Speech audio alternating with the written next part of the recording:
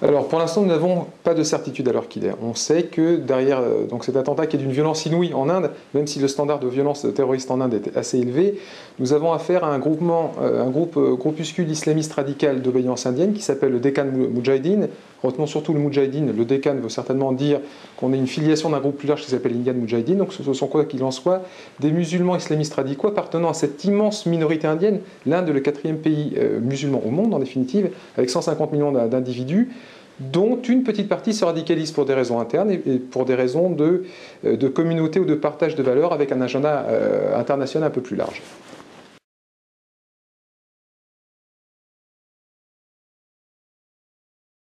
Alors l'Inde est, d'une façon pérenne ces dernières années, un des deux pays, c'est généralement peu su parce que ce n'est pas marketé de cette manière-là à l'étranger, les plus touchés par le terrorisme, qu'ils soient d'obédience ethnico-religieuse, comme ça semble être le cas, d'ordre politique, d'ordre autonomiste ou séparatiste. Cette formule invraisemblable donc, donne de cette plus grande démocratie du monde en fait l'image d'un pays très exposé à la menace terroriste, du nord au sud, d'est en ouest.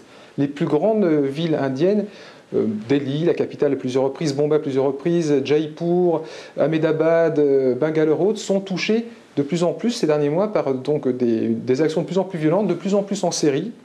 Et on a donc franchi depuis 12 mois un cap dans l'exercice de la violence terroriste en Inde. L'État est relativement mal préparé. Il se montre pour l'instant relativement incapable de prendre la mesure de cette menace. Il est carentiel.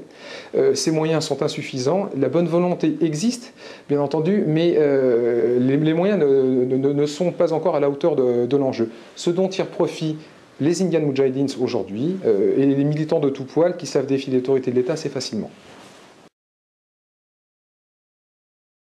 Actuellement, donc c'est une vilaine coïncidence, une bonne coïncidence de l'histoire, est en visite en Inde depuis 2 jours le ministre pakistanais des Affaires étrangères, qui s'entretient depuis 48 heures avec son homologue indien. Le courant passe relativement bien entre l'Inde et le Pakistan depuis que nous avons à nouveau le retour d'un gouvernement démocratiquement élu au Pakistan, et on est, quoi qu'il en soit, dans une logique de dégel depuis 4 ans. Je ne suis pas tout à fait d'accord, au moins pour l'heure, à défaut qu'on nous montre des preuves, sur cette origine donc, pakistanaise dans ce mouvement. Il est un mouvement de radicalisation indien parmi la communauté musulmane qui existe depuis des années, qui n'a pas besoin donc d'aller chercher de la main-d'œuvre à l'étranger, même s'il est bien entraîné, comme c'est le cas souvent donc, au Pakistan. Il y a des revendications qui sont indiennes propres, qui s'exercent contre la mainmise donc, de la communauté hindoue sur le sort du pays. Par contre, qu'il y ait des transferts de savoir, de compétences ou des échanges d'expertise entre des groupuscules islamistes radicaux pakistanais, bangladais et indiens, où il y a de fortes probabilités de